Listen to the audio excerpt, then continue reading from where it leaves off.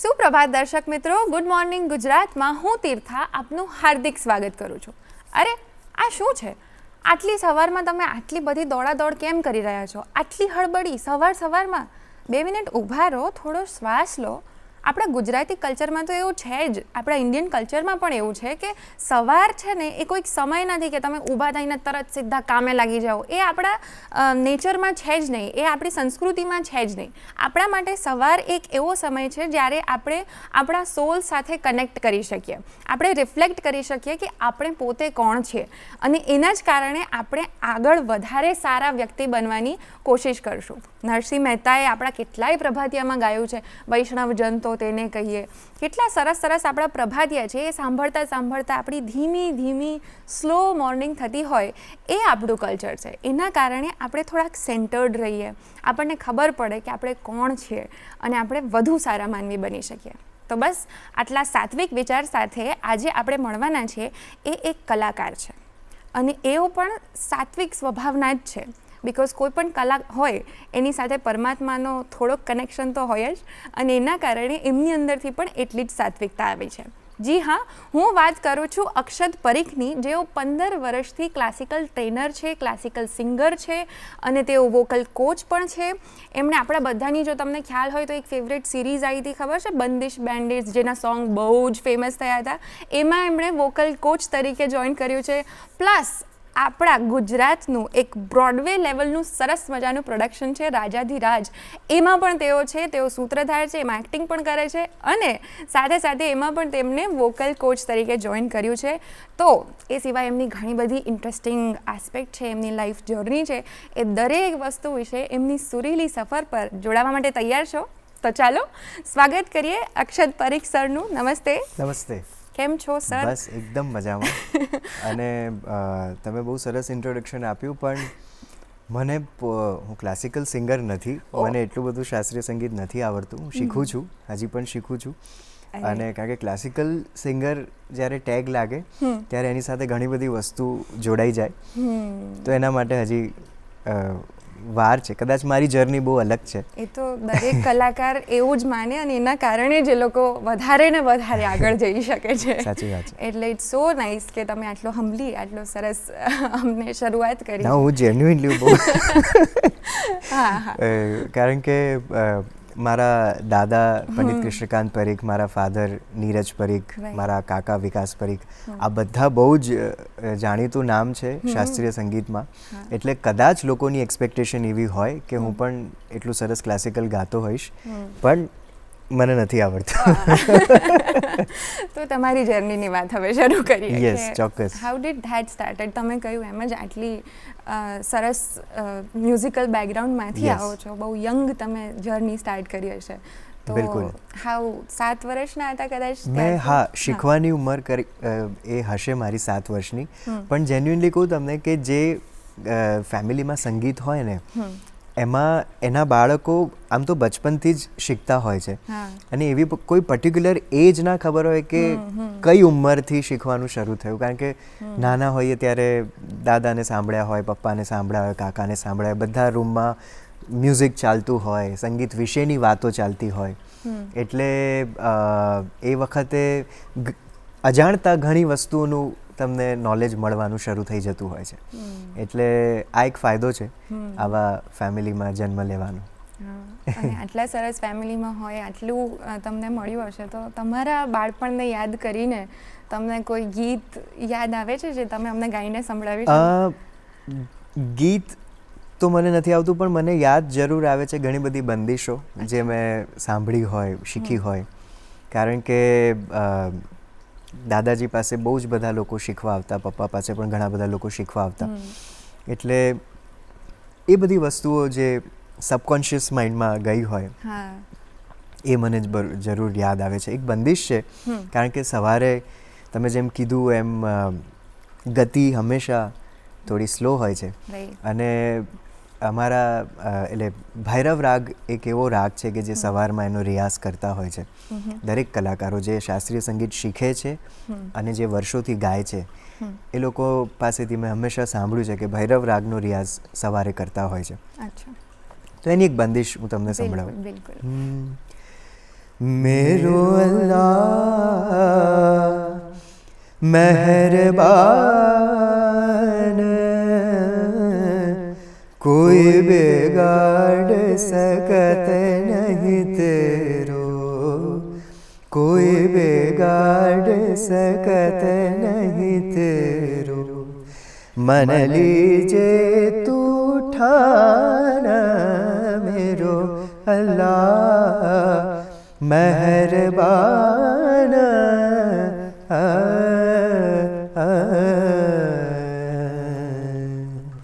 વાવ, બહુ જ સરસ, બહુ જ સરસ. તો આ એક બંદિશ મારી બહુ ફેવરેટ નાનો હતો ત્યારથી મારા જે દાદા ગુરુ છે સંગીત માર્તન પંડિત જસરાજજી, એમણે સ્વરબદ્ધ કરેલી, એમણે લખેલી આ બંદિશ છે.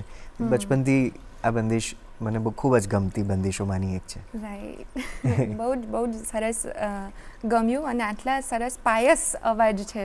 જે પણ બંદિશ હોય છે, જે ક્લાસિકલ કોઈ પણ સાંભળીએ આપણે ટુકડો, તો આપણને એવું લાગે કે એ અંદર કંઈક છે કે જે રિયલ નથી, અહીંયાનું નથી, કંઈક ઉપરનું હોય એવું લાગે. બહુ સાચી વાત છે. કારણ કે સંગીત અને આધ્યાત્મ આ બંને એવી વસ્તુ છે કે એક સિક્કાની બે બાજુ છે. રાઈટ, સંગીત સાથે કનેક્શન જોડાયેલું જ છે. આધ્યાત્મની વાત કરીએ તો ભક્તિ છે, સવારનો સરસ માહોલ છે, અને તમે ગુજરાતી છો તો કોઈ પ્રભાતિયું અમને ગાઈને સંભળાવો તો સવાર ઓર સરસ થઈ જશે અમારી. ચોક્કસ. વૈષ્ણવજન તો તેને કહીએ, વૈષ્ણવજન તો તેને કહીએ જે પીડ પરાઈ જાણ રે, વૈષ્ણવજન તો તેને કહીએ, વૈષ્ણવજન તો તેને કહીએ. અરે વાહ, આમાં આત્મીયતા છે.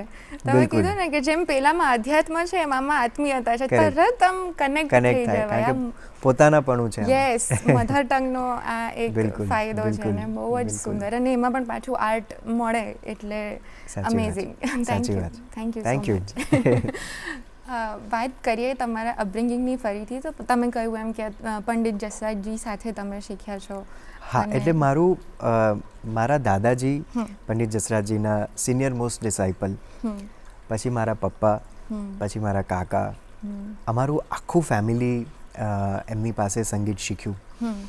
અને ઓફકોર્સ દાદાજી પહેલાં શીખતા હતા અને પછીથી એમણે પંડિત જસરાજજી પાસે ગંડાબંધન કરીને એમના શિષ્ય બન્યા. અને અમારું આખું ફેમિલી મેવાતી ઘરાનાની ગાયકી ગાય છે.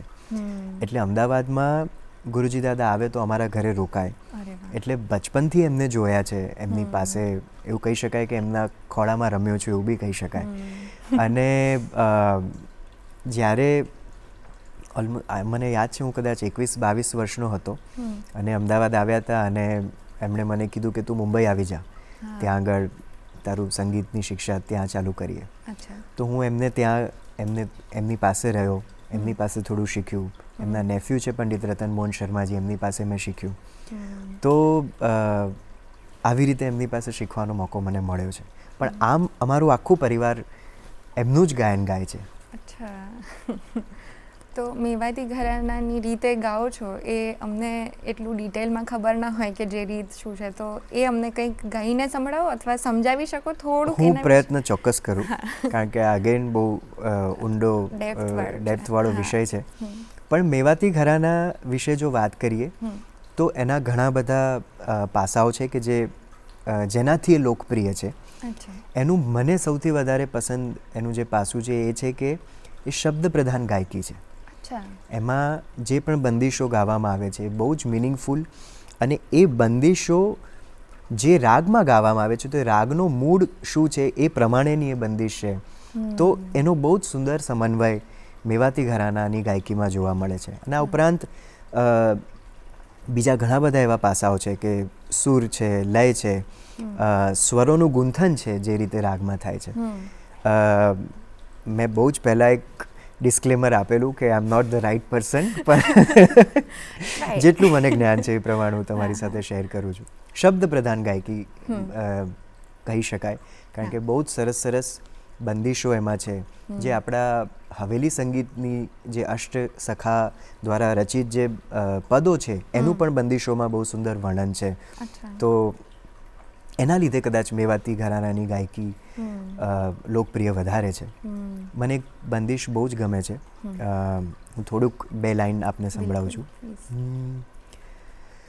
માએ મીઠે હરિજો કી બોલના, માએ મીઠે હરિજો કી બોલના,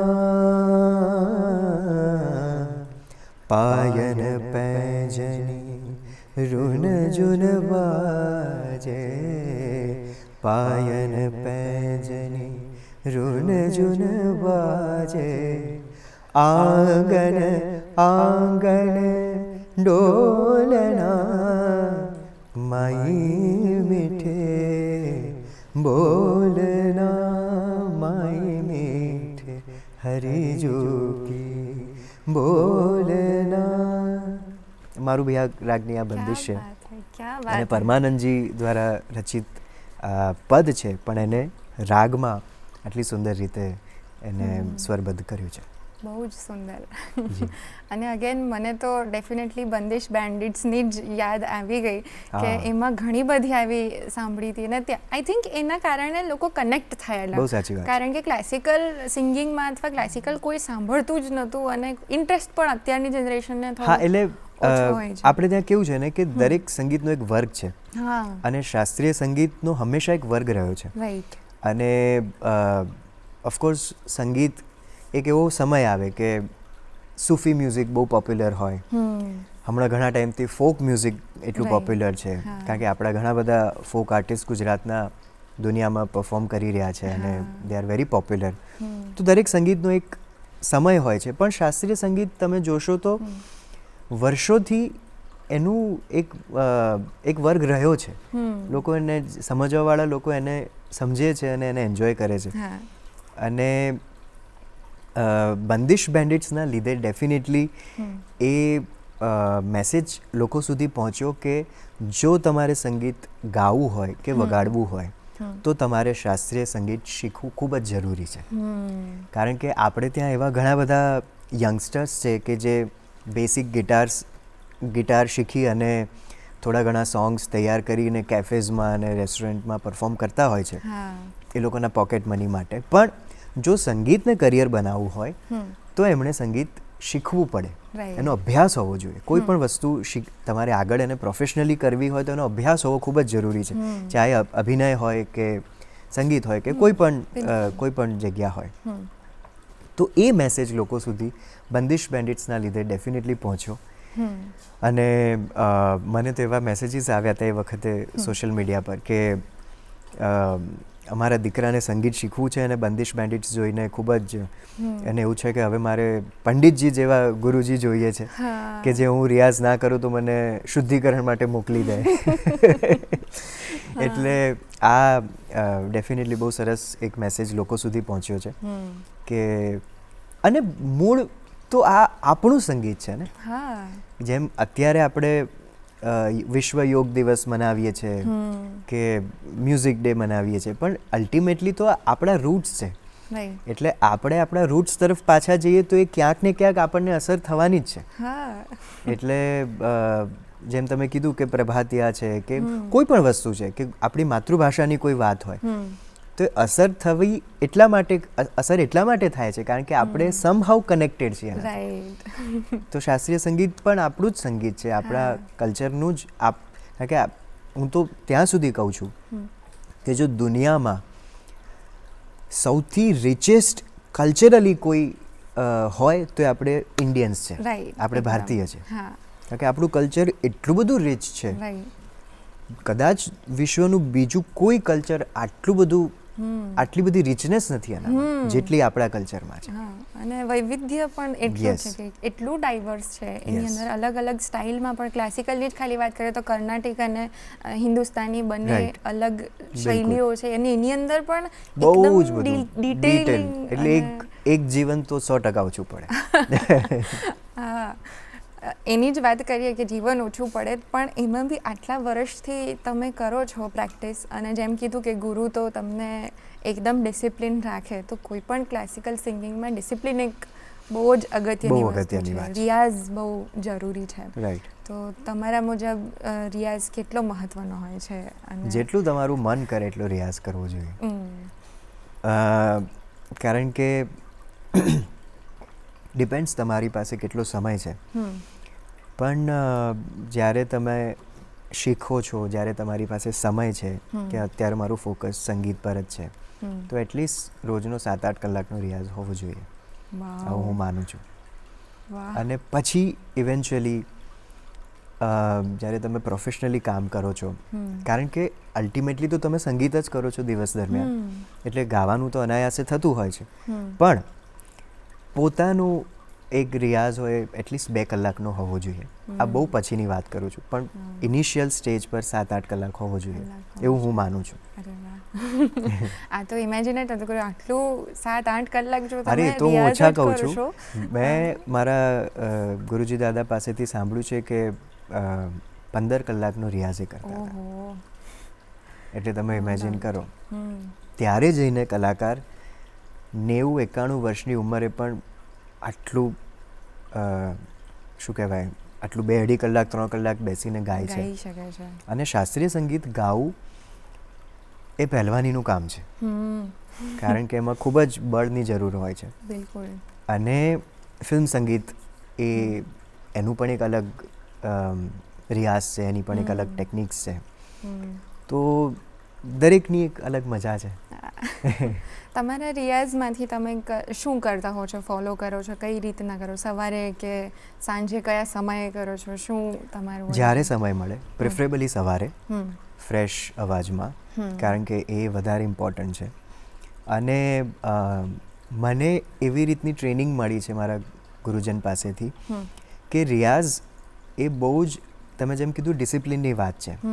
તમે દિવસમાં બ્રશ ના કરો તો તમને એક સબકોન્શિયસલી એવું થયા રાખે કે મેં આજે બ્રશ નથી કર્યો, આજે બ્રશ નથી કર્યો, રાઈટ? તો એવી જ રીતે રિયાઝ હોવો જોઈએ. સબકોન્શિયસ માઇન્ડ તમને તરત પીન કરે કે આજે આ નથી થયું, આજે આ નથી થયું. તો એની આદત બનાવી દેશો રૂટીનમાં તો સેટ છે. અમને તમારા રિયાઝની કોઈ ઝલક આપી શકો થોડી? કે રિયાઝ બહુ ટેકનિકલ વસ્તુ છે, તમને એ ક્યારે સાંભળવો ના ગમે, કારણ કે એમાં ઘણી બધી ટેકનિકાલિટી હોય છે. રિયાઝમાં ક્યારે કોઈ ગીતોનો રિયાઝ ના હોય, કે ના કોઈ બંદિશનો રિયાઝ હોય, કે ના કોઈ રાગનો રિયાઝ હોય, પણ રિયાઝમાં મેઇનલી જે હોય એ તમે ખરજના સ્વરોનો રિયાઝ કરો, કે તમે અલગ અલગ પલટાઓનો રિયાઝ કરો, તો એ બધી વસ્તુ એમાં હોય છે. કોઈ પણ એક પલટાને લઈને મેં એવી રીતે રિયાઝ કર્યો છે કે એને 108 જે માળા હોય, માળા લઈને બેસવાનું, અને એ એક એને 108 વખત ગાવાનો, એ પતી જાય પછી એને ફરી આકારમાં ગાવાનું. તો જે પણ રાગ તમે સવારે કરતા હો તો ભૈરવમાં કરી શકો, સાંજનો કોઈ રાગ હોય, બપોરનો કોઈ રાગ હોય, તો એ પ્રમાણે એને બેસિકલી આ ઘસવાનું કામ છે. આપણે જે રીતે હીરાને ઘસતા ઘસતા ઘસતા ઘસતા ક્યારેક કોઈક દિવસે ચમકે, તો આ ગળું પણ રિયાઝ પણ એવી જ વસ્તુ છે કે યુ કીપ ઓન ડુઈંગ, કદાચ 15-20 વર્ષે એની અસર દેખાવાની શરૂ થાય. એટલે ઇટ્સ ઓનલી અબાઉટ રિપીટેટિંગ. તમે જેટલું એને બેટર કરવાની કોશિશ કરશો અને અથાગ પાછળ પડી જશો એને, ત્યારે કદાચ એક પેલો સા પકડાઈ જશે. સાચી વાત છે, બહુ સાચી વાત. હે ને? બહુ સાચી વાત. બિલકુલ. તો ચોક્કસ આપણે પણ આપણો સા પકડીશું અને હજી આપણો સરસ બીજી જે વાતો છે એ કરશું, પણ હાલ સમય થઈ ગયો છે એક વિરામનો. તો મળીએ દર્શક મિત્રો ગુડ મોર્નિંગ ગુજરાતમાં એક નાનકડા વિરામ બાદ.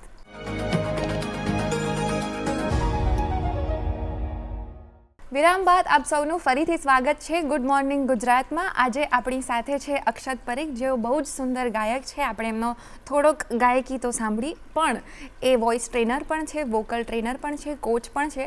તો ચાલો એમની સાથેની હવે આગળની વાતો જાણીએ. બહુ જ સરસ. આપણે પોતાનો રિયાઝ કેટલો હોવો જોઈએ અને હાઉ ડુ યુ રિયાઝ એના વિશે વાત કરી અને વધ્યા. પણ હવે લાઈક આઈ સેડ કે તમે ટ્રેનર પણ છો, રાઈટ. તો કોઈ બીજા જોડેથી એ તમે જે કીધું પોતે તો ઘસીને તમે અવાજને ટ્રેન કરો, હીરો ચમકે એની પ્રયાસ કરો, પણ તમારા સ્ટુડન્ટ જે કોઈ હોય અથવા જેને તમે ટ્રેન કરો છો એની અંદરથી એ ટેલેન્ટ કાઢવી એ એક અલગ ટેલેન્ટ છે. તો how do you do that? એની તમારી પ્રોસેસ શું છે? મેં મારા દાદાજીને બહુ જ ઓબ્ઝર્વ કર્યા છે, કારણ કે હું એમની પાસે રહીને મોટો થયો છું. તો દાદાજી પાસે ઘણા બધા લોકો શીખવા આવતા હતા અને એ હું એમને જોતો હતો કે કેવી રીતે શીખવાડે છે, કારણ કે તમારું ધ્યાન તો હોય જ ઓબ્વિયસલી મ્યુઝિક ચાલતું હોય એટલે ત્યાં. તો શીખવાડવા માટેની સૌથી મેઇન વસ્તુ છે કે પેશન્સ હોવું બહુ જરૂરી છે, કારણ કે આ એવી વસ્તુ છે કે સમય લાગે છે અને ઇવેન્ચ્યુઅલી કરીને તમને એટલું ખ્યાલ આવી જાય કે આ કરવાથી આ થશે, આ કરવાથી આ થશે. તો એના લીધે એ વસ્તુ ઘણી સરળ બનતી હોય છે. અને મેં જે રીતના પ્રોજેક્ટ્સ કર્યા છે, બંદિશ બેન્ડિટ સિઝન 1, સિઝન 2, મેઇનલી મેં એક્ટર્સ સાથે વધારે કામ કર્યું છે, કારણ કે એ એક પ્રોજેક્ટ તમારો સક્સેસફુલ જાય પછી તમને બીજા પ્રોજેક્ટ્સ એ રીતના મળવાના શરૂ થતા હોય છે. તો એ કરતાં મને એ પણ સમજમાં આવવા લાગ્યું કે કેમેરા માટેનું એવી કઈ વસ્તુ છે કે જે હું એમની પાસેથી હું નીકાળી શકું છું. કારણ કે એક તો ગાવું અને ગાવાની એક્ટિંગ કરવી એ બંને બહુ અલગ વસ્તુ છે. 3 થી 4 મહિનામાં હું કોઈને પંડિતજી નથી બનાવી શકવાનો, કારણ કે એ તો અલગ વસ્તુ છે. પણ હા, કારણ કે એ લોકોને અભિનય આવડે છે, તો સંગીતની એવી કઈ વસ્તુ કરવાથી એ લોકો એને જસ્ટિફાય કરી શકશે ઓડિયન્સ માટે, એ વસ્તુ બહુ ઇમ્પોર્ટન્ટ છે. અને સ્પેશિયલી એવી વસ્તુઓ કે જેમાં એ ખૂબ જ ઠોસ સંગીત ગાય છે, કે જેમાં સરગમ છે, કે એમાં તાન છે, અને એમનું બોડી લેંગ્વેજ એવી રીતનું હોય કે લોકોને એવું લાગે કે હા, પંડિતજી તો આવા જ હોઈ શકે, આવી જ રીતે વાત કરે, એ તાનપુર આવી રીતે વગાડે, એ પરફોર્મ કરે ત્યારે એમનો અપ્રોચ આવો હોય, એ જ્યારે શીખવાડે ત્યારે એમનો અપ્રોચ આવો હોય, રાઈટ. એ સરગમ માટે એટલે એ બહુ ડિટેલમાં કામ કરવાની મજા આવી બંદિશ બેન્ડિટ્સમાં, કારણ કે સામે જે પણ અભિનેતાઓ હતા એ પણ એટલા જ વંદનીય કલાકારો, કારણ કે એમનો પણ એટલો જ ઊંડો અભ્યાસ એમના ક્ષેત્રનો. અને એ લોકોનો અપ્રોચ પણ એવો કે વધારે ને વધારે ડિટેલમાં જઈને એને સમજવાની કોશિશ કરે, જેનાથી એ લોકો એક્ટિંગ કરે તો એ રિયલ લાગે. એટલે હું જ્યારે નસીર સરને શીખવાડતો હતો, એમના બધા જે પણ જે સિંગિંગના એમના બધા જે એક્ટ્સ હતા, તો એ હંમેશા એવું કે, કારણ કે ખાલી એ બંદિશ રેડી કરીને એ પરફોર્મ કરી શકતા હતા, પણ એમનો અપ્રોચ એવો હતો કે આ કઈ રાગની બંદિશ છે, આ રાગનો મૂડ શું છે, એના કયા સમય ગાવામાં આવે છે, એની પાછળનો આ ભાવ શું છે. તો આટલી ડિટેલમાં જઈને જ્યારે એ પણ એટલો ઇન્ટરેસ્ટ લેતા હોય તો તમને પણ સામે એટલી મજા આવે કે આને વધારે ને વધારે ડિટેલમાં જઈને આ વસ્તુ આની પર કામ કરીએ. તો એ મારો અનુભવ બહુ જ સરસ હતો અને મને ઘણું શીખવા મળ્યું આવા લોકો પાસેથી, કારણ કે સંગીત એવી વસ્તુ છે કે તમને કોઈ પણ શીખવાડી શકે છે. આર્ટ એવી વસ્તુ છે કે આજે હું તમારી સાથે વાત કરતા તમારી પાસેથી બી 2 વસ્તુ શીખી શકો. આઈ મીન ઇટ મીન્સ કે તમે ગમે તે પાસેથી શીખી શકો છો. તમારી તમે હંમેશા કેવી રીતના લો છો એ વસ્તુને, that is very important. So frankly speaking આ બધા જ પ્રોજેક્ટ્સમાં મને ઘણું શીખવા મળ્યું છે. અગેન હમ્બલ, બહુ જ સરસ. ના, પણ genuinely I am saying. True. અને આઈ એમ શ્યોર એ તમને કર્યું જ હશે, બિકોઝ નાઉ આપણે વાત કરી રાજાધિરાજમાં પણ તમે રાજાધિરાજમાં પણ મેં એઝ અ વોકલ કોચ હું કામ કરી રહ્યો છું છેલ્લી 4 સિઝનથી. એ બધા જ એક્ટર્સની ટ્રેનિંગ મેં કરી છે. એ લોકોનું કાસ્ટિંગ પણ હું એ ટીમમાં હતો. અને રાજાધિરાજ માટેની ટ્રેનિંગ બહુ અલગ રીતે અમે લોકોએ કરેલી, કારણ કે એ મ્યુઝિકલ થિયેટ્રિકલ એનું બ્રોડવે સ્કિલ સિંગિંગ હોય છે, એનું આખું અપ્રોચ એનો એવી રીતનો છે. તો એના માટે તમે નોર્મલી માઇક લઈને ગાઓ અને તમે ડાન્સ કરતાં કરતાં ગાઓ. તમે અત્યારે જે આપણે વાતચીત કરીએ છીએ અને જ્યારે આપણે થિયેટરમાં પરફોર્મ કરીએ તો એનું આખું પ્રોજેક્શન બદલાઈ જાય, એનું આખું અપ્રોચ બદલાઈ જાય. તો સેમ એ પ્રોજેક્શનમાં સિંગિંગ પણ એવું જ હશે, રાઈટ? અને તમારું માઇક અહીં ક્યાંક છે, અંદર વાળમાં ક્યાંક છે, તો તમારો સિંગિંગનો થ્રો બહુ જ અલગ થશે. તો એના માટેની ટ્રેનિંગ, ઘણા એવા કેરેક્ટર્સ છે એમાં કે જે લોકોનું પુષ્કળ ડાન્સની સાથે સાથે ગાય છે એ લોકોને, દે આર સિંગિંગ લાઈવ. અને આ એકમાત્ર એવો પ્લે છે કે જેમાં આટલા બધા કેરેક્ટર્સ છે ને આટલા બધા લોકો ગાય છે એમાં. બીજા જેટલા પણ મ્યુઝિકલ્સ છે, મુગલે આઝમ કે બધા, કે એમાં માત્ર 3-4 લોકો જ ગાય છે. 3-4 મેં કદાચ વધારે કીધા, પણ આની અંદર તો બહુ જ બધા કેરેક્ટર્સ ગાય છે. એટલે એ બધાની ટ્રેનિંગ એવી રીતે અમુક એક બહુ ઇન્ટરેસ્ટિંગ વેમાં અમે કરેલું કે એક કોઈ પલટા, એક કોઈ અલંકાર લઈએ અને પહેલાં એમને કહે કે તમે બેસીને ગાઓ, પછી એને કહો કે તમે ચાલતા ચાલતા ગાઓ, પછી એ જ અલંકારને એવી રીતે કરો કે તમે બેઠા છો, ગાઓ છો, ઊભા થાઓ છો, ચાલો છો, બેસો છો, પાછા ઊભા થાઓ છો, પાછા. એ મુમેન્ટ હવે વધારી દો, એને બને એટલું ઓલમોસ્ટ દોડતા દોડતા ગાઓ. કારણ કે તમારી બ્રિધિંગ, આપણા લંગ્સ બધી જ રીતે ટેવાયેલા હોય છે, એને બસ એ પ્રકારની ટ્રેનિંગ આપવાની જરૂર છે. જો એ તમારા બોડીમાં એક રીતે સેટ થઈ ગયું ને તો પછી એ સેટ થઈ જશે, શરીર ટેવાઈ જશે, શરીરને જે રીતે વાળશો એ રીતે વળી જશે. તો પછી એ પ્રકારની ટ્રેનિંગ પછી જ્યારે લોકો પરફોર્મ કરવા લાગ્યા, એ લોકો ડાન્સ કરતાં કરતાં જ્યારે ગાય છે, ત્યારે મને આપણા તુષાર કાકા છે, કવિશ્રી તુષાર શુક્લ, એમણે મને એવું કીધું કે મને એવું લાગતું જ નથી કે આ લોકો લાઈવ ગાય છે, એવું લાગે છે કે આ રેકોર્ડેડ છે. એટલું પ્રિસાઇઝલી, એટલું કરેક્ટ છે. તો આવા પણ આશીર્વાદ મળ્યા છે. પણ એની પાછળ મહેનત બહુ જ હતી, કારણ કે એને બેસ્ટ બનાવવાનો પ્રયત્ન મારે કરવો હતો. બિલકુલ. અને સાંભળ્યું છે અમે એના વિશે, હજી જોઈ નથી શક્યું હું, પણ મારે ચોક્કસ જોવું છે. અને ડેફિનેટલી એ જે અમુક ગ્લિમ્સીસ પણ જોયા છે એમાં એ દેખાય છે. રાઈટ. અમારા દર્શક મિત્રોને જો એનું કોઈક ઝલક બતાવી હોય, કોઈ સોંગ તમે ગાઈને સંભળાવી શકો? ચોક્કસ. હું છેલ્લી 2 સિઝનથી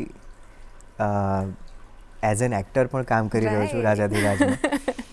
સૂત્રધારનું કેરેક્ટર હું પ્લે કરી રહ્યો છું. તો ઘણા બધા ગીતો હું ગાઉં છું એમાં. મારું એક બહુ પ્રિય ગીત છે જે પ્રસૂન જોશીએ લખ્યું છે, એના બધા ગીતો એમણે લખ્યા છે.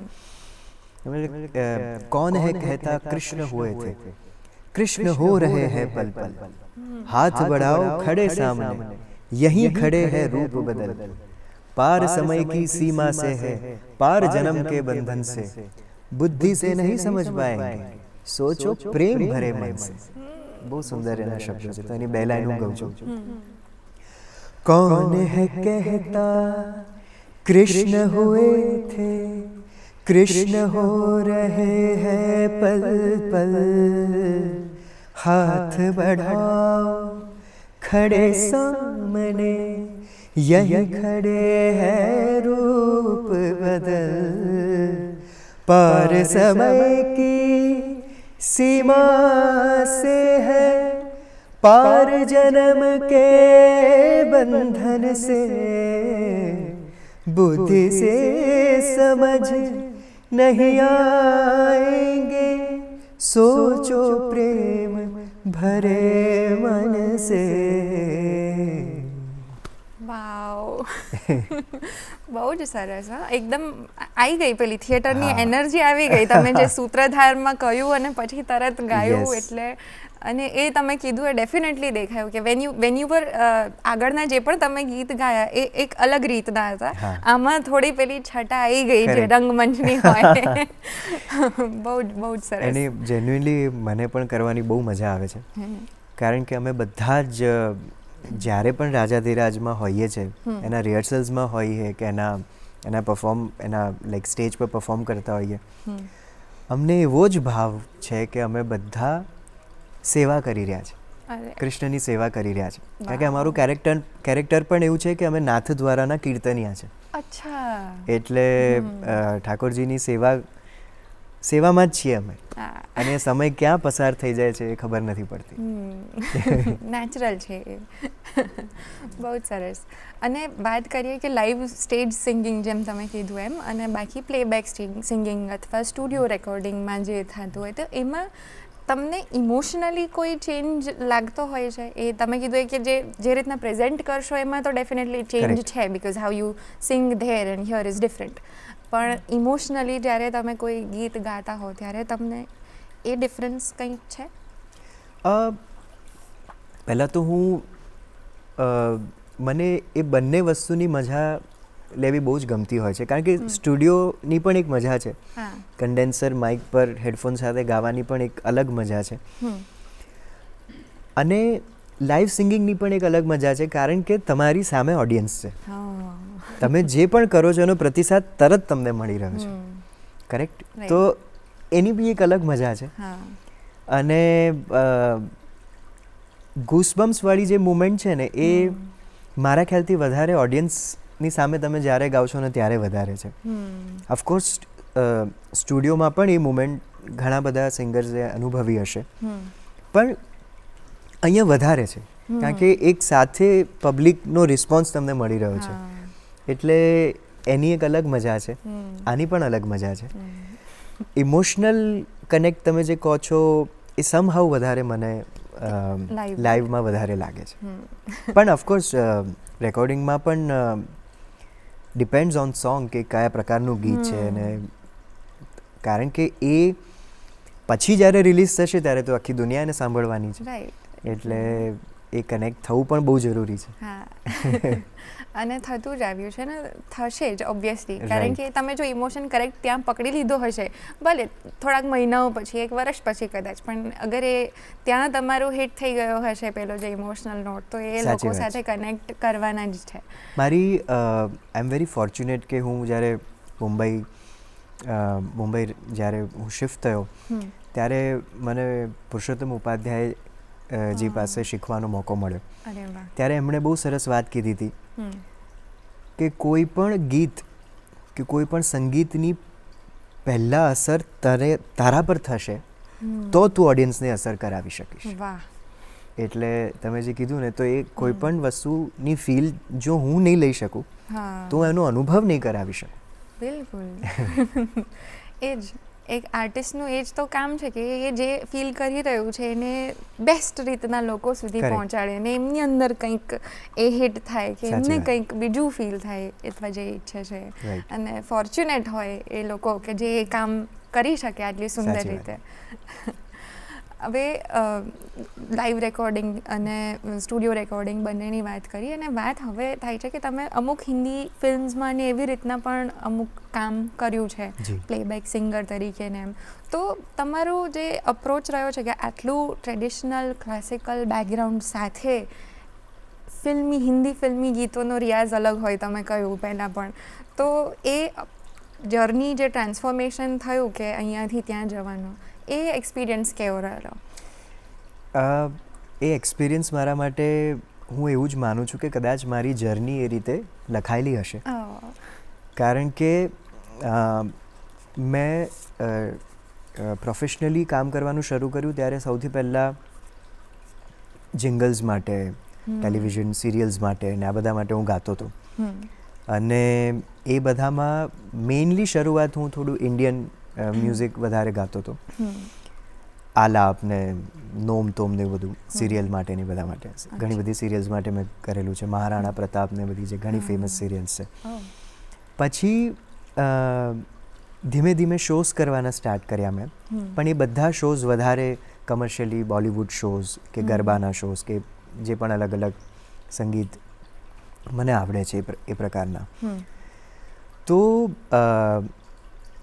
એ કરતાં મને વધારે એવું રિયલાઇઝ થયું કે જે શાસ્ત્રીય સંગીતનો રિયાઝ છે એ તો છે જ, પણ એની સાથે સાથે અવાજમાં ફ્લેક્સિબિલિટી કેવી રીતે આવી શકે એની પર બી મેં વધારે કામ કર્યું. ને જે મેં પહેલાં કીધું એમ કે વધારે ને વધારે પલટાઓનો રિયાઝ, અલંકારોનો રિયાઝ, અલગ અલગ રાગોમાં, એ વધારે મેં કર્યું, જેનાથી મને એ પ્રકારના સોંગ્સ ગાવામાં કદાચ સરળતા વધારે એનો અનુભવ થવા લાગ્યો.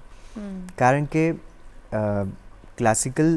ઠેઠ ક્લાસિકલ ગાવાવાળા લોકો પાસેથી ફિલ્મ સંગીત સાંભળવું, એ દર વખતે ગમવું એ જરૂરી નથી. સો ફિલ્મ સંગીતની રીતે ગાવું જોઈએ, શાસ્ત્રીય સંગીતની રીતે ગાવું જોઈએ. તો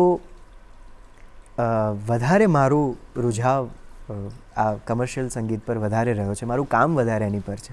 પણ ઓફકોર્સ હું જેટલું આવડે છે એનું રિયાઝ તો હું ક્લાસિકલનો જ કરું છું. તમારા કોઈ ગીતનો અમને તમે ગાઈને સંભળાવી શકો?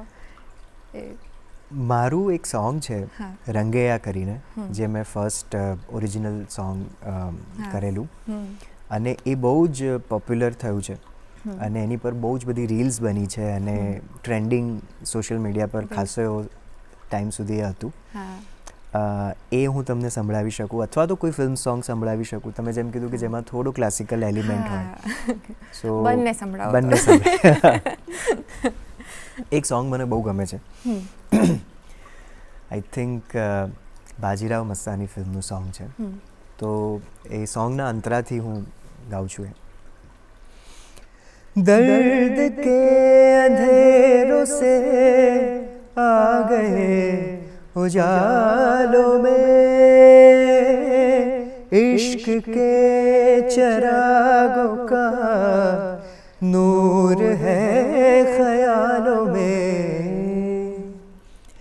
नजरों से तेरी चाक दिल पे रफू हो गई, दिल पे रफू हो गई. मेरे मौला मेरे मौला मेरे मौला मेरे मौला तेरा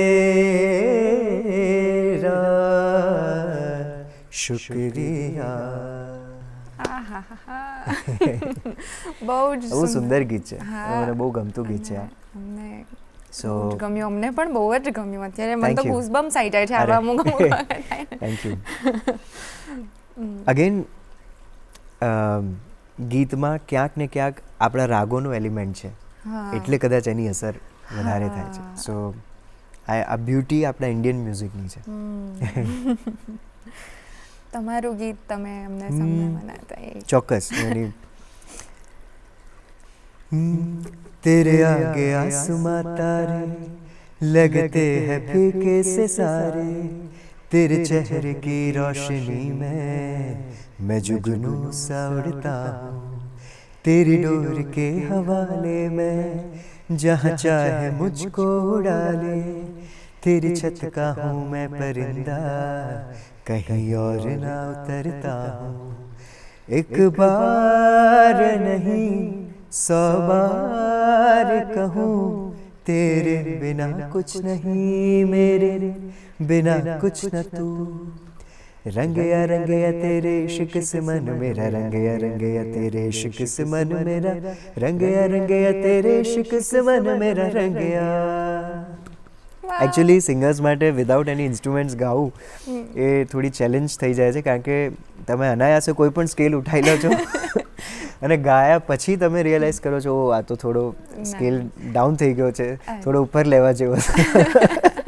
ના, અમને તો હું તો ઉલટાની એવું કહેવાની હતી કે 1 સેકન્ડ પહેલાં તમે આટલા સરસ રાગ ક્લાસિકલ ગાય, એ પણ પરફેક્ટ હતા, અને આ પણ આટલું સરસ. એટલે હું તો કહેવાની હતી કે કેટલું વર્સેટાઇલ સિંગિંગ છે, આટલું તમે આટલું જલ્દી ચેન્જ પણ કરી શકો. અરે that's very kind of you. બહુ જ સરસ. પણ એવું જ્યારે પણ ગાઉં ત્યારે એવું લાગે છે કે હજી બહુ શીખવાનું બાકી છે. મને બહુ જ ગમી રહ્યો છે તમારો આ હમ્બલ અપ્રોચ, પણ હું અહીંયા તમારાથી અભિભૂત થતી જ રહી છું. ફેન મોમેન્ટ થઈ જશે હવે ધીરે ધીરે. Thank you. Because speaking of કે આટલા વર્ષોથી તમે કરો છો, 15+ યર્સથી તમે કરી રહ્યા છો, પ્રેક્ટિસ કરી રહ્યા છો, તમે અલગ રીતના ટ્રેનર તરીકે પણ કરો છો, અને પોતે પણ ગાઓ છો અને શીખવાડો છો. આ બધા જ આસ્પેક્ટ્સમાં તમને ક્યારેક એવું ફીલ થયું છે કે this mic or this life or whatever this gift that you have, everything is worth it? Definitely દરેક પળે એવું લાગી રહ્યું છે કારણ કે સંગીત સિવાય હું કંઈ વિચારી નથી શકતો. હા, કારણ કે એ સિવાય બીજું કંઈ આવડતું નથી.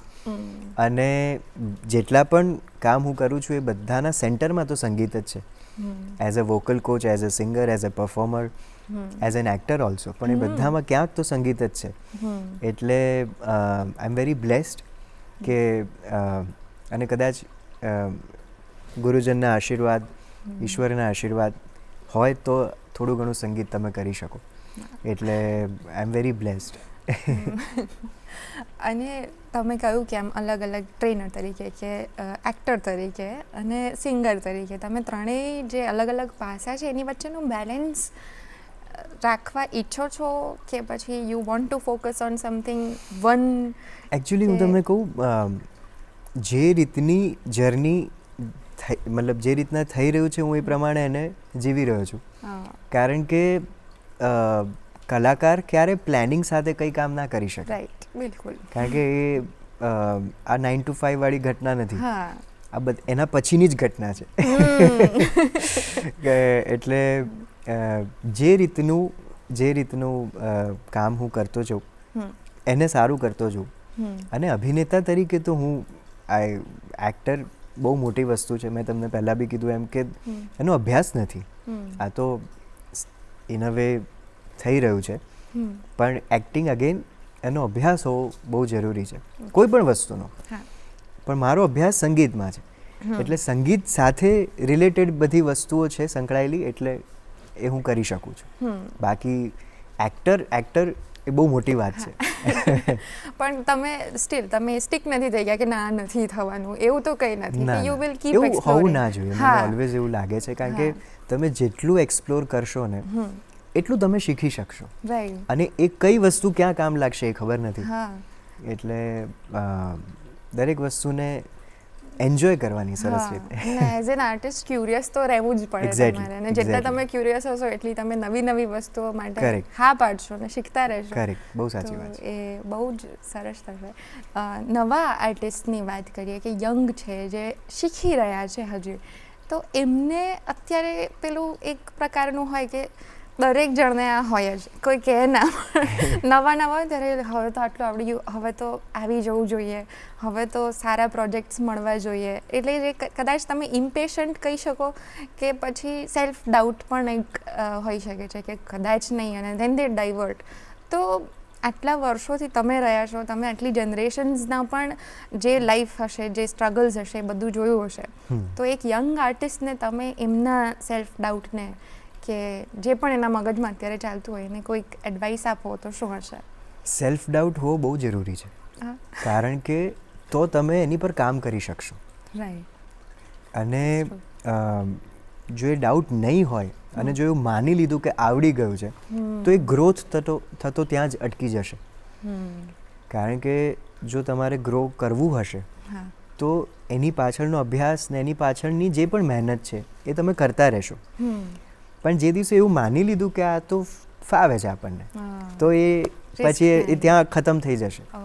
એટલે સેલ્ફ ડાઉટ રાખવો જ હંમેશા, તો તમે એની પર કામ કરતા રહેશો. હું ઓલવેઝ આ એક મેસેજ આપીશ. અને હું બી એ જ કેટેગરીમાં છું, હું બી યંગ છું, હું બી શીખું છું, મને પણ સેલ્ફ ડાઉટ બહુ હોય છે. એટલે હું કદાચ આ વાતને બહુ સારી રીતે રિલેટ કરી શકું છું. એટલે આ જરૂરી છે. હા, પણ એની પાછળ કામ કરતા રહો. પોઈન્ટ એ છે, એ જરૂરી છે.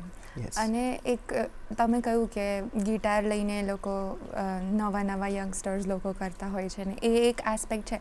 પણ એ સિવાય જે અત્યારે બડિંગ આર્ટિસ્ટ છે અમુક, એ લોકો પોતાની ટેલેન્ટને શોકેસ કરે છે બિકોઝ કદાચ હવે એ પ્લેટફોર્મ છે. એ જે પહેલાં શાસ્ત્રીય સંગીતમાં તમે રિયાઝ કરો, કોઈને ખબર જ ના હોય, ફાઇનલી તમને જ્યારે સ્ટેજ મળે અને એ બી ગુરુ આપે ત્યારે તમને જે સ્ટેજ મળે પછી તમે એક આગળ જઈ શકો. અને અત્યારે 1-2 વર્ષમાંથી તમે કંઈક શીખતા હો છતાં પણ તમે એને યુટ્યુબ પર કે કશેક બહુ મૂકીને સાચી વાત છે. જઈ શકો છો. તો એ ટેલેન્ટ અને ટેકનોલોજીનું જે સમન્વય છે અત્યારે પણ એ બહુ જ સરસ છે. સારું છે. હું તો એવું જ માનું છું કે હવે એ સમય નથી રહ્યો કે તમારે જો નામ કરવું હોય તો તમારે મોટા શહેરોમાં જવું જોઈએ. આજકાલ તમે જોશો સોશિયલ મીડિયા પર કે યુટ્યુબ પર કે અલગ અલગ જગ્યાએ એ કોઈ પણ ગામડાનો વ્યક્તિ પણ એટલો જ પોપ્યુલર છે, કદાચ એ વધારે પોપ્યુલર છે કે જે મુંબઈ કે કોઈ મોટા શહેરોમાં રહે છે. કારણ કે એની પાસે સોશિયલ મીડિયાનું માધ્યમ છે, એની પાસે ટેકનોલોજી છે. એ રેગ્યુલરલી એના વિડીયોઝ કે એની રીલ્સ મૂકીને એ વાયરલ થઈ શકે છે.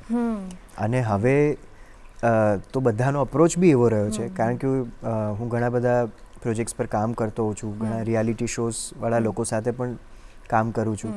તો એ લોકો એ જ જોવે છે કે કેટલા ફોલોઅર્સ છે, કેટલી રીલ એની રીચ કેટલા લોકો સુધીની છે.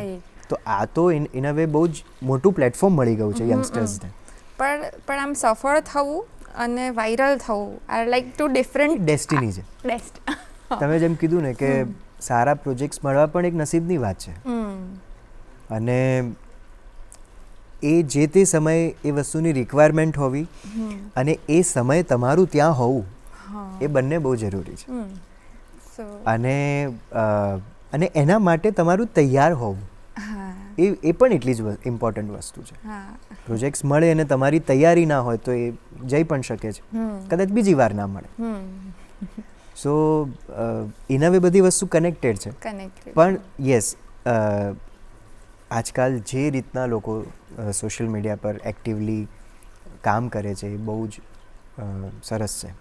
અને ગમે ત્યાંનો વ્યક્તિ, કોઈ નાનકડા ગામડાનો વ્યક્તિ પણ એટલો જ ફેમસ થઈ શકે છે.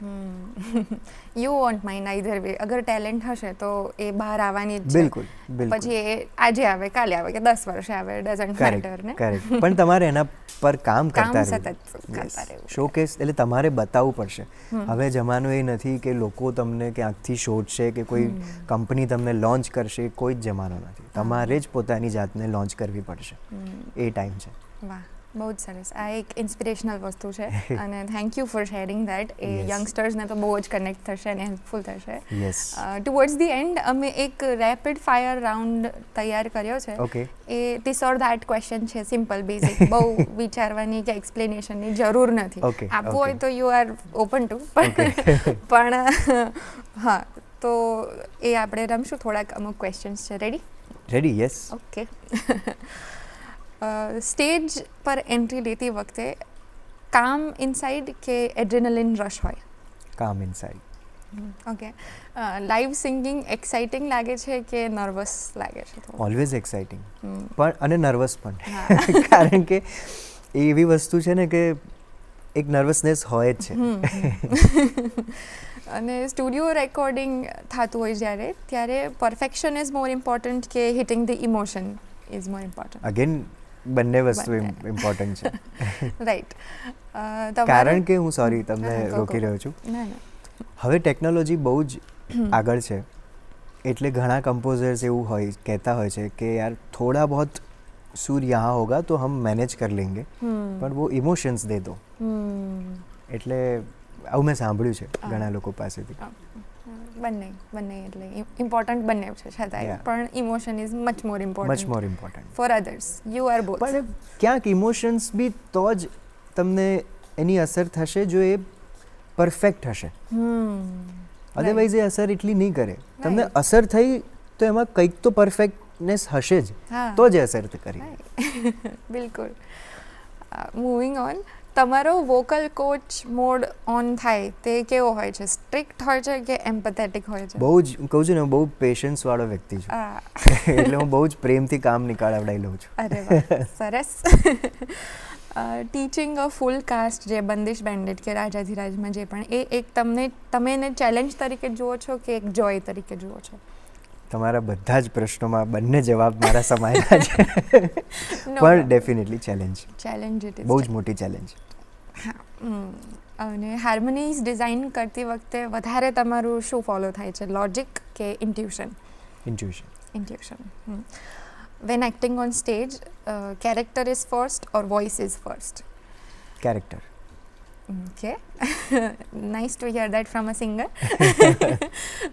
સૂત્રધારનો રોલ કરો ત્યારે નરેશન સરસ થાય એ વધારે ઇમ્પોર્ટન્ટ કે કનેક્ટ થાય એ વધારે ઇમ્પોર્ટન્ટ? જો સરસ નરેશન થશે તો એ કનેક્ટ થવાનું જ છે. રાઈટ. અને કૃષ્ણની સ્ટોરી કહો છો તો એ સ્પિરિચ્યુઅલ ગણો છો કે આર્ટિસ્ટિક ગણો છો? એ તમે કહી દીધું આગળ. હા, સ્પિરિચ્યુઅલ છે. રાઈટ. ઓકે. કારણ કે ઓફકોર્સ એ આર્ટિસ્ટિક બી છે. હા. કારણ કે એટલી બધી લીલા છે ને એમની, એટલે કૃષ્ણ ઇન ઇટસેલ્ફ એક આર્ટ છે. યસ. અપ્લોઝ જ્યારે મળે ઓડિયન્સ તરફથી તો એ તમને ફ્યુઅલ આપે છે, તો do you feel like fuel more energetic or do you Yes. Feel more gratitude? Of course gratitude તો સમાયેલો છે એમાં, પણ એ વધારે એક બૂસ્ટ કરે છે. હા. રાઈટ. મલ્ટી ટેલેન્ટેડ છો તમે, બિકોઝ ટ્રેનર છો, એક્ટર છો, બધું જ છો. તો એ ટેગ જ્યારે તમને મળે છે ત્યારે તમને આમ બ્લેસિંગ ફીલ થાય છે કે એક્સપેક્ટેશન વધી રહી હોય એવું ફીલ થાય છે? 100% એ બ્લેસિંગ્સ ફીલ થાય છે, પણ એટ ધ સેમ ટાઈમ એક જવાબદારી પણ વધી જાય છે. રાઈટ. અને વન પરફેક્ટ નોટ જે હિટ થઈ જાય તો દેટ ગિવ્સ યુ રિલીફ કે પછી ગૂઝ બમ્પ્સ? રિલીફ. નાઈસ. ગૂઝ બમ્પ્સ કદાચ સામેવાળાને થશે. Nice nice. અને તમારી જે આર્ટિસ્ટિક જર્ની રહી છે, તમારી લાઈફ રહી છે, એ ચોઝન પાથ હતો કે ડેસ્ટિની છે? તમે શું માનો છો? એક પોઈન્ટ પર હું બહુ ક્લિયર હતો કે મારે સિંગર બનવું છે. બહુ જ ક્લિયર હતો કે મારે સિંગિંગ જ કરવું છે. એટલે એ મેં ચૂઝ કર્યું હતું, પણ આગળ જે થતું ગયું એ ડેસ્ટિની છે. રાઈટ. બધા જ જવાબમાં બંને જ આન્સર આવી Correct. ગયા. ધીસ ઓર ધેટની જરૂરત જ નથી. Correct. But still it was fun. Thank you. Thank Yes. You so much. આટલી સરસ. થેન્ક યુ, તમે મને બોલાવ્યો આટલા સરસ શોમાં. કારણ કે દૂરદર્શનમાં આવું એક મારા માટે, કારણ કે હું બચપનથી અહીં આવતો રહ્યો છું મારા પપ્પા અને કાકા સાથે, દાદાજી સાથે, એટલે મારા માટે એક અલગ જ ફિલિંગ છે અહીં આવું. નોસ્ટેલ્જિયા થોડું Yes, થાય yes. અને કનેક્શન આઈ થિંક એ પણ આપણા બાળપણ સાથે જોડાયેલું છે. કરેક્ટ, સાચી વાત છે. but- તમે કદાચ તમારી આર્કાઇવ્સમાં જોશો તો મારા બધા જૂના વિડીયોઝ મળશે અરે તમને. વાહ. Looking forward to. Yes. Thank you પણ. Thank Thank you so you. Much. તમે Thank you so much. આટલું સરસ ગાઈને સંભળાવ્યું, અરે. તમારી જર્ની અમારી સાથે શેર કરી અને ઇન્સ્પિરેશનલ વાત અમારા દર્શક મિત્રોને કીધી, એ બદલ ફરી એક Thank you. વખત થેન્ક યુ સો મચ. તમારો Thank ખૂબ you. ખૂબ આભાર. Thank you so much. તમારો પણ. તો મિત્રો, કેવો લાગ્યો આજનો અમારો આ મ્યુઝિકલ એપિસોડ? તમને જે ગીતો ગાયા એ મજા આવી? કોઈ ગીતો તમને ખબર છે કે આ તો મેં પેલા નાટકમાં સાંભળેલું, અને ઇન જનરલ એમણે જે કોઈક સલાહ આપી એ તમને ગમી? કેવું લાગ્યું? મેં જે તમને વાતચીત કરી, મેં પ્રશ્નો બરાબર પૂછ્યા, એ તમને સાચા લાગ્યા કે કંઈક વધારે હજી પૂછવા જેવું હતું? આ બધું જ જો તમને લાગતું હોય અને તમારે અમને એ પહોંચાડવું હોય તો હવે અમારો ઈમેલ આઈડી છે goodmorninggujratshow@gmail.com. એના પર તમે તમારા રિવ્યૂઝ, સજેશન્સ અને ગેસ્ટ રિક્વેસ્ટ હોય તો એ પણ મોકલી શકો છો. અમે ચોક્કસથી એને આવકારીશું. મને રજા આપો. ફરી મળીશું ગુડ મોર્નિંગ ગુજરાતના આવતા એપિસોડમાં.